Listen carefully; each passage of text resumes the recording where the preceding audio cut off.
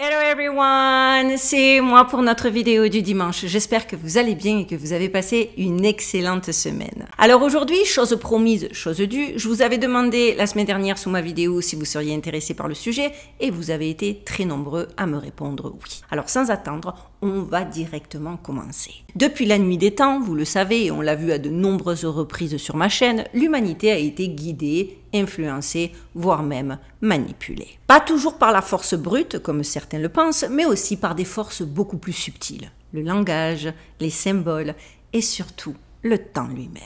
On nous parle d'âge, d'ère, de cycle cosmique. On nous présente cela comme une évolution naturelle, l'âge de pierre, l'âge de bronze, l'âge de fer. Mais si ces âges n'étaient pas seulement des repères historiques, mais les rouages, les amis, d'une horloge cosmique maîtrisée seulement par quelques-uns. Et si ces cycles étaient utilisés avec une précision glaçante pour façonner nos croyances, nos sociétés et, in fine, nos chaînes invisibles? Vous allez le voir, je pense que ces questions sont on ne peut plus légitimes. Aujourd'hui, nous sommes donc à l'orée d'un nouveau cycle, l'ère du Verseau. On nous la présente comme un âge d'illumination, d'émancipation. Mais à bien y regarder, ce qui émerge en ce moment semble plutôt être une ère de confusion, de déracinement, de dissolution des repères. Était-ce un simple hasard ou le fruit d'un projet planifié depuis longtemps par ceux qui savent comment fonctionne le grand mécanisme céleste? Ce que vous allez découvrir dans la vidéo d'aujourd'hui pourrait bien ébranler toutes vos certitudes, alors soyez prêts. Mais avant de commencer,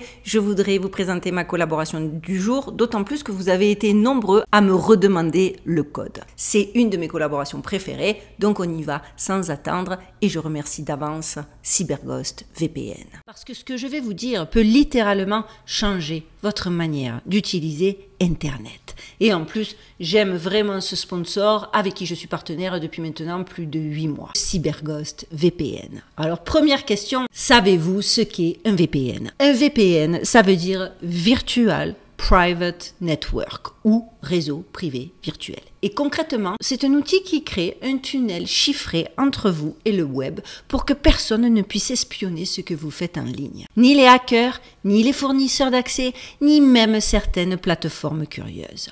Et c'est là vraiment que CyberGhost VPN entre en jeu et fait toute la différence. C'est l'un des services les plus puissants et il faut savoir, les plus utilisés au monde. Il cache votre adresse IP, il protège vos données sur les réseaux publics, genre Wi-Fi de café ou d'aéroport, parce que, et non, vous n'êtes pas protégé lorsque vous surfez sur le web dans des lieux publics. Il vous permet de changer virtuellement de pays pour accéder à du contenu bloqué dans votre région, que ce soit des séries, des jeux ou des sites d'actu. Pour vous dire, moi j'ai souvent recours au VPN pour pouvoir regarder des séries françaises, parce que des fois je suis en manque de France.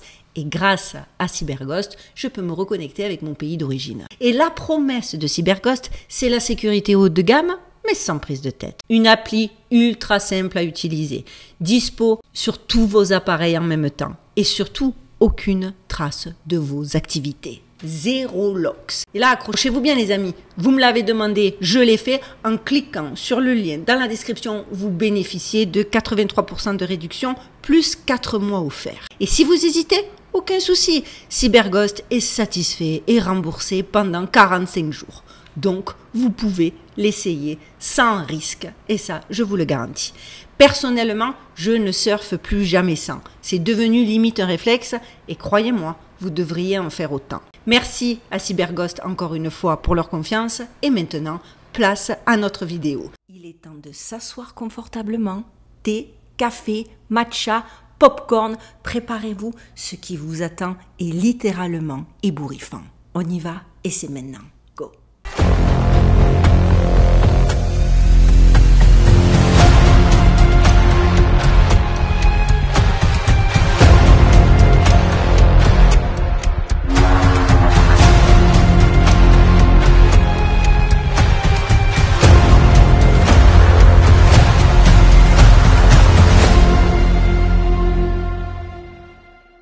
Pour comprendre ce qui se joue aujourd'hui, nous devons plonger dans l'outil même de cette influence, ce que l'on appelle le Grand An. Il s'agit d'un cycle astronomique colossal de près de 26 000 ans, durant lequel notre système solaire se meut à travers les 12 constellations du zodiaque. Chaque ère cosmique dure environ 2160 ans. Un mouvement lent, et imperceptible appelé la précession des équinoxes.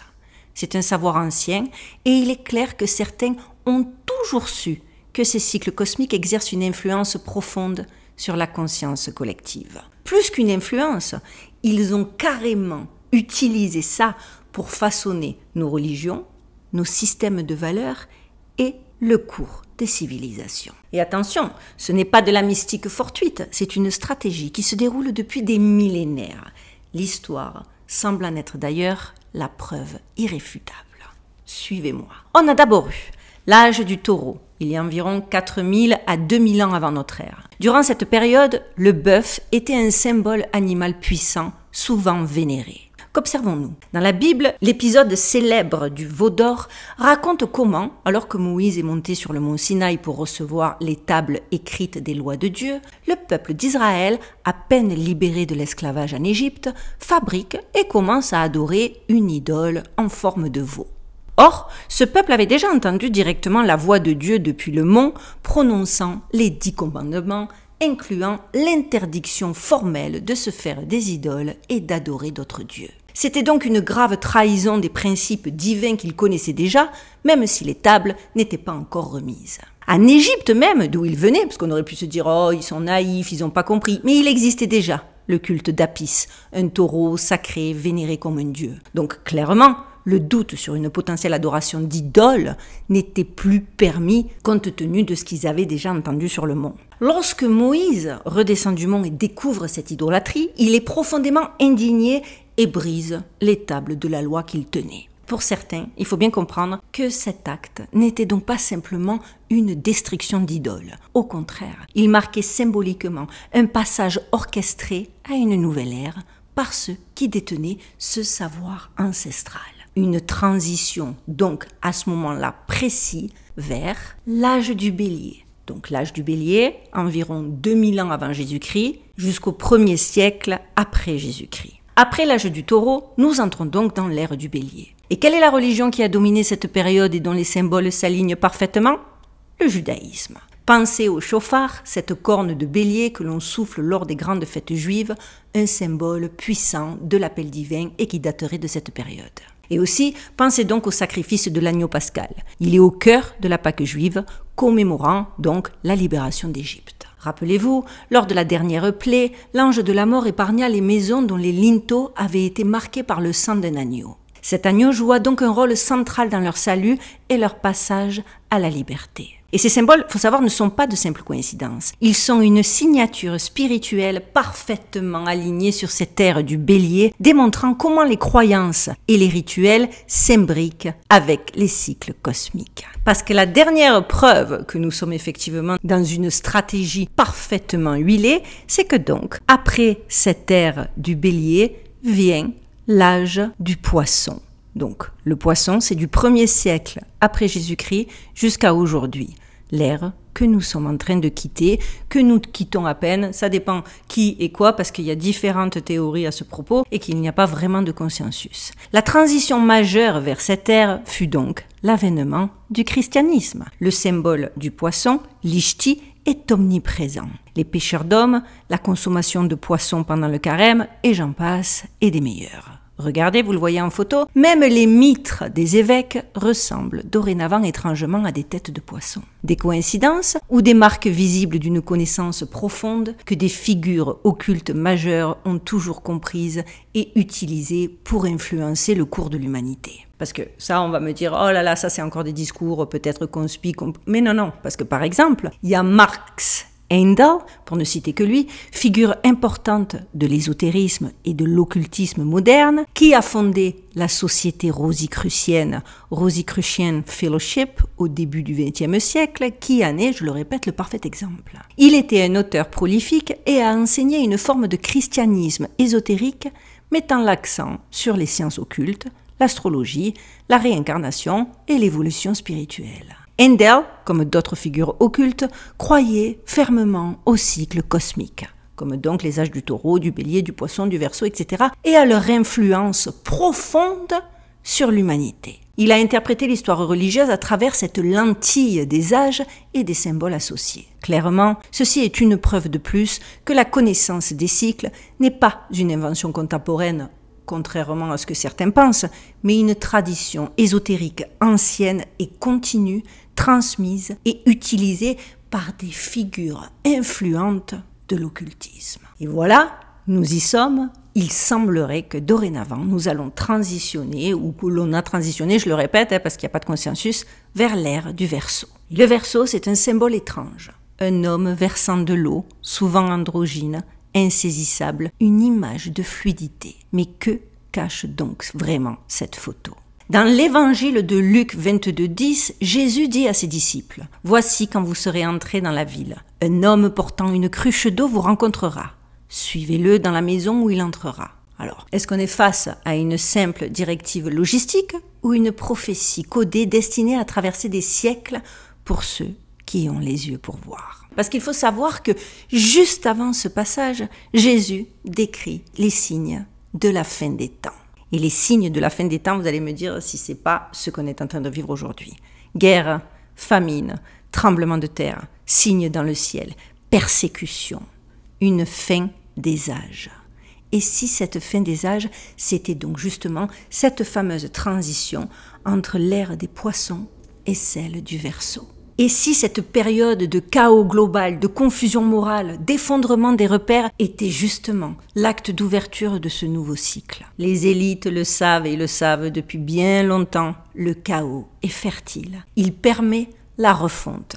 Et sous couvert de libération, elles avancent calmement un programme extrêmement clair, encore une fois pour ceux qui veulent le voir. La libération version Verseau n'est pas celle que l'on imagine, mais plutôt une forme de déconstruction systématique. Je vous explique. On y retrouverait donc dans cette ère du Verseau la fluidité toxique. Imaginez un monde où plus rien n'est fixe, où tout ce qui était établi est rendu malléable et subjectif. Le genre n'a plus de définition claire, la morale se plie aux interprétations individuelles et même la vérité devient un simple ressenti personnel. C'est vraiment, pour moi, c'est notre société actuelle. On n'est plus du tout dans une dynamique de quête d'une vérité universelle, mais plutôt dans une complaisance d'un brouillard où chacun flotte sans point d'ancrage. Un monde où on ne peut clairement plus s'ancrer nulle part. Un monde propice au contrôle. Était-ce un hasard si le Verseau est souvent figuré comme un être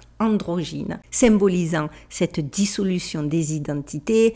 La coïncidence mérite quand même grandement d'être soulignée. Il y a encore, pendant cette ère de Verseau, ce qui est annoncé, la spiritualité liquéfiée. Les grandes traditions spirituelles anciennes, avec leur structure et leur sagesse millénaire, sont en train de s'effondrer. À leur place, nous voyons émerger un New Age individualiste, souvent très commercialisé et vidé de sa substance profonde. On nous y pousse à chercher un Dieu intérieur, mais sans fondement, sans structure, sans racines transcendantes.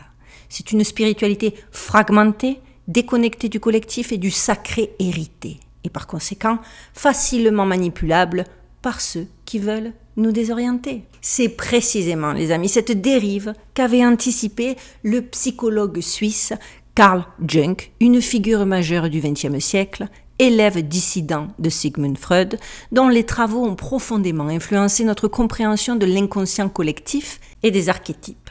Dans son œuvre fondamentale Aion, Jung développe cette idée. Pour lui, l'ère du Verseau ne serait pas une ère de pure lumière ou d'harmonie. Au contraire, il la décrit comme une ère où le mal deviendrait une réalité palpable, manifeste, impossible à ignorer ou à nier. Il parle d'une période où les deux poissons de l'ancienne ère, à savoir le Christ, symbole du bien, et ce qu'il nomme l'antichrist, symbole du pôle opposé, se sépareraient et où l'équilibre serait rompu. L'ère à venir verrait alors l'ascension de ce second pôle, celui qui veut remplacer la lumière authentique par l'illusion. La banalisation du mal, l'anxiété permanente, la guerre psychologique, la glorification du faux, tout cela, les amis, Jung l'avait annoncé. Et aujourd'hui, Nous le vivons clairement sous nos yeux. On est dans un monde upside down, c'est la vérité. Du coup, franchement, il y a de quoi se demander alors cette ère du Verseau, qu'est-ce que c'est exactement? Est-ce que c'est bien, donc bel et bien cette montée de l'Antichrist telle que prophétisée dans l'Apocalypse? Et surtout, est-ce que les élites, elles y croient vraiment? Ou pire, est-ce qu'elles travaillent activement à l'accueillir? Ça, je pense que nous avons des réponses dans ma chaîne.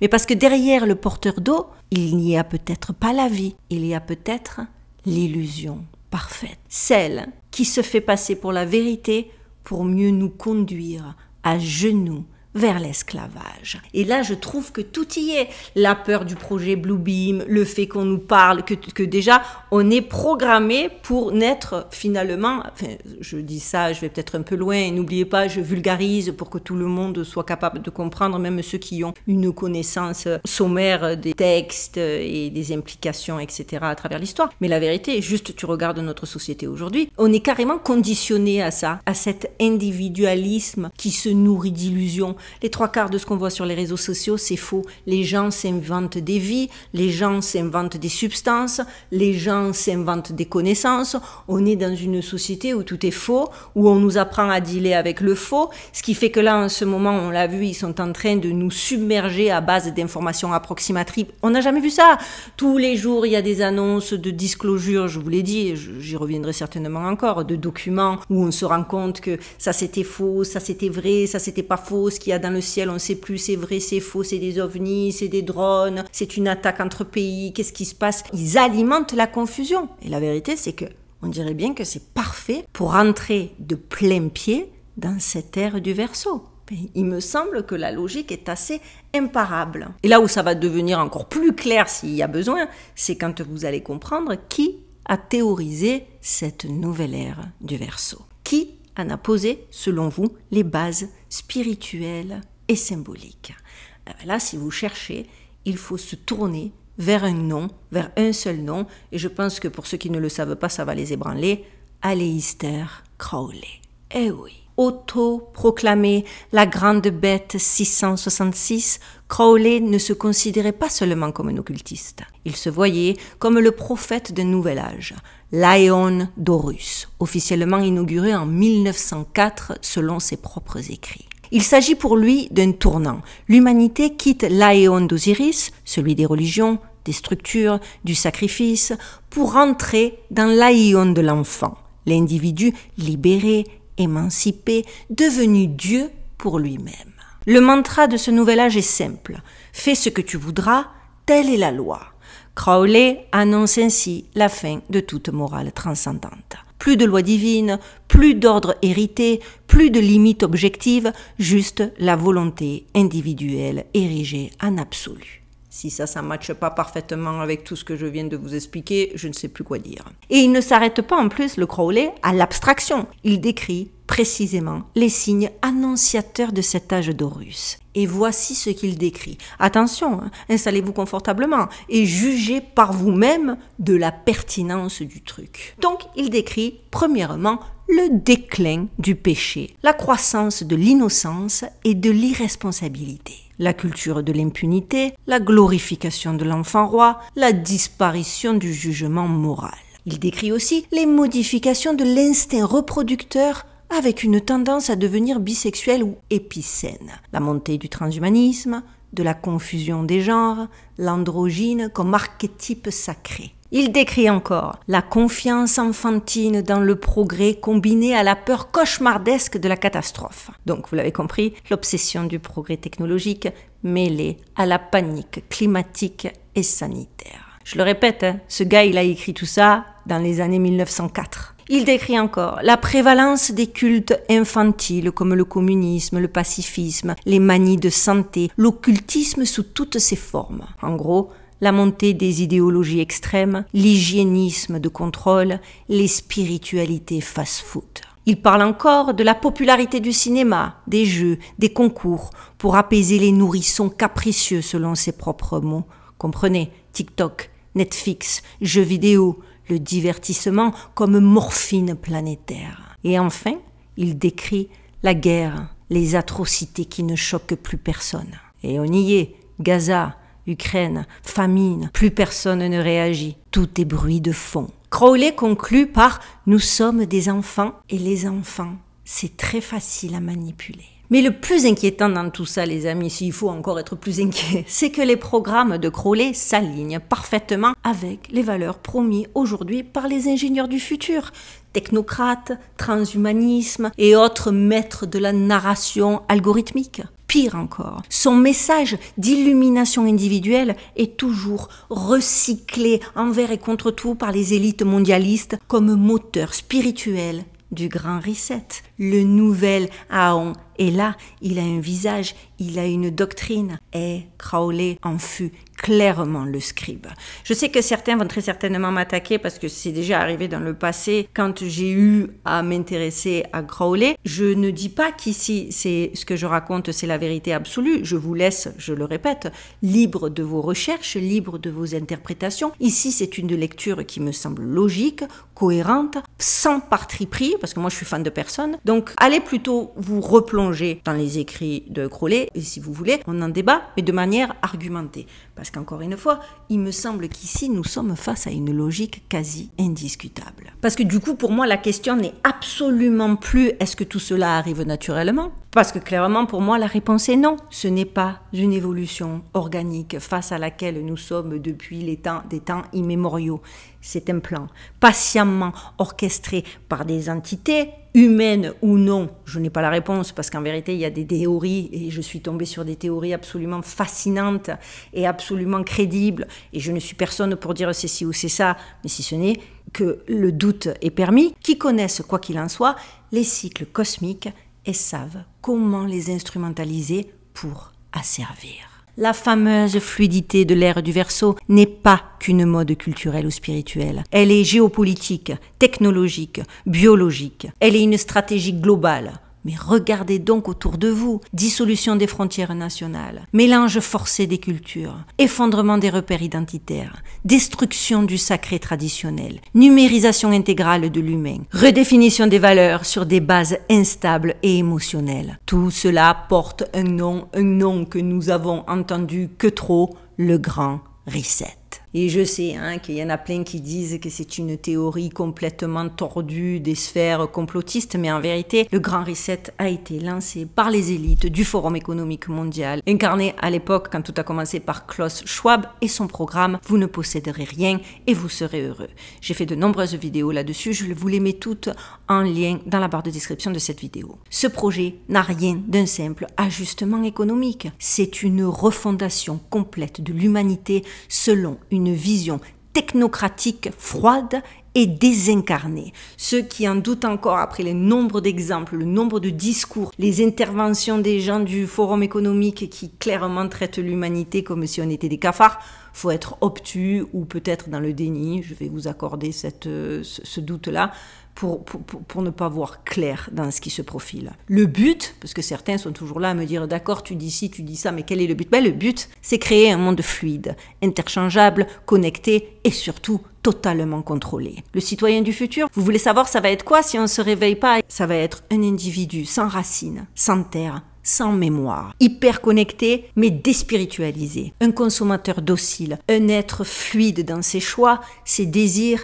sa sexualité, son identité, en gros un pion. Ce que les occultistes appellent libération n'est que la phase préparatoire à l'esclavage ultime. Et vous savez c'est quoi l'esclavage ultime? Celui où l'âme elle-même n'a plus de centre. La Bible parle d'un temps de grande tribulation, suivi de la venue d'une figure, d'un pouvoir mondial unifié, d'une religion unique et d'un contrôle absolu sur chaque être humain. Le transhumanisme, les monnaies numériques, la surveillance de masse, l'éradication des dissidents, tout converge. Donc clairement, je pense que cette question autour de l'ère du Verseau est tout à fait légitime. Est-ce que c'est une ère d'illumination ou au contraire une ère de programmation? La question il me semble, est plus urgente que jamais. Et pareil, petite parenthèse, je sais qu'il y en a beaucoup d'entre vous qui viennent aussi me dire « Mais non, le bien a déjà gagné, mais tout ceci, c'est derrière nous, etc. etc. » En vérité, j'aimerais avoir la même certitude que vous, mais compte tenu que ce n'est absolument pas le cas et que je ne vis pas dans un la-la land et que malheureusement, plus d'une fois, j'ai cru qu'on sortait d'un cycle et on s'est retrouvé encore plus enterré dedans, je préfère avoir un discours qui éveille, qui pousse les gens en conscience à se poser les bonnes questions et à être vigilants. Je pense que c'est vraiment nécessaire parce que vous le savez, il y a toujours la ligne est tellement fine qu'il suffit qu'on ne soit pas assez vigilant, il suffit d'une petite impulsion pour qu'on ne sache pas exactement de quel côté on va se retrouver.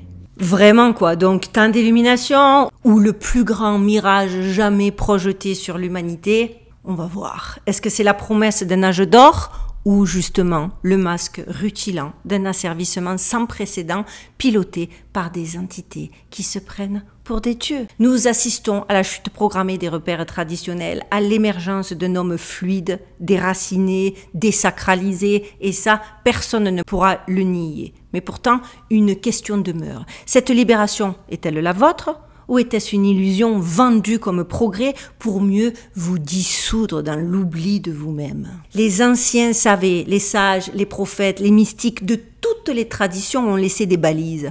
Mais aujourd'hui, on vous pousse à rejeter tout ce qui vous relie au réel, au vertical, à la transcendance.